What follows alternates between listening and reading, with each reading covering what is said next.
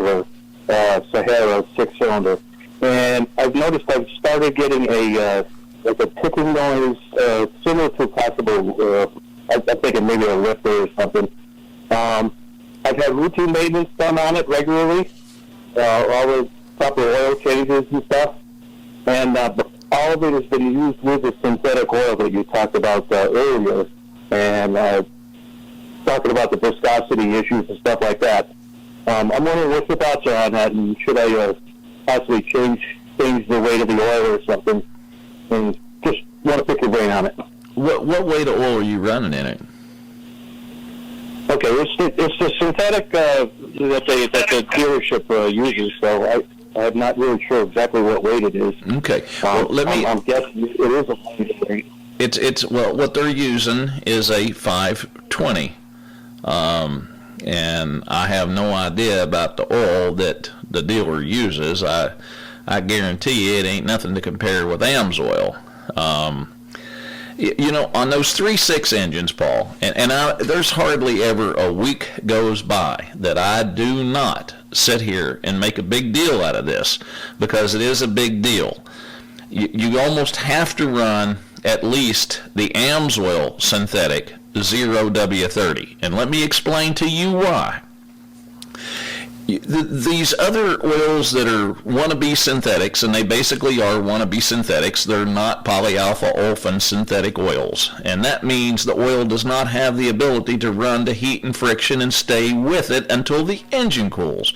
And the reason it's so important on a 3.6 liter engine is because the rollers on the rocker arms get no intentional lubrication. The only oil that they get is by just sheer dumb luck. And if you don't run something in it like AMSOIL that's actually going to get to that heat and friction and lubricate it, you don't stand a chance.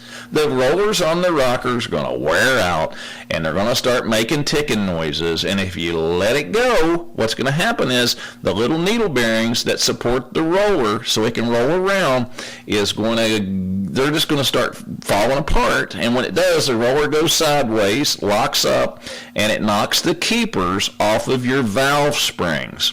So then your valves can fall directly down on top of your piston, and we're going to be begging Jasper for a 3.6 liter motor that takes us a month to get, because there's just no cores for them, because all the engines are destroyed whenever the valves drop and hit the piston.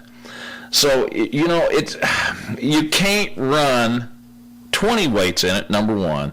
And if you run anything in it even if you run a 30 weight in it, and you run something other than AMSOIL, it's Russian roulette on whether you're going to have success with it or not. You just have to have a specialty oil like AMSOIL, and you got to run something higher than a 30 weight viscosity.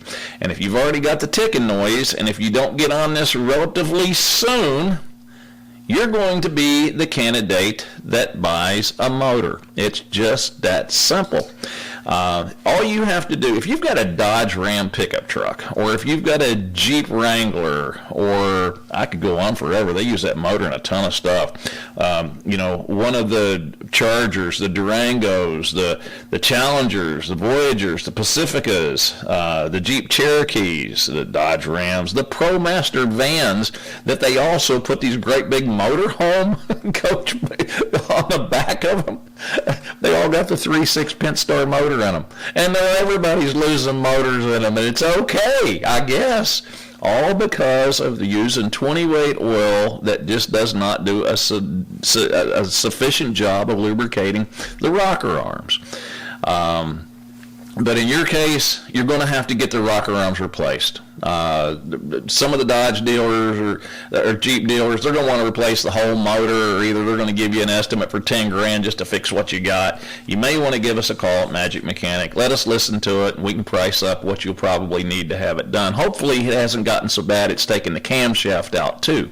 See, that's the big thing. If we can catch it early, we can replace the rocker arms as opposed to it damaging the camshaft as well.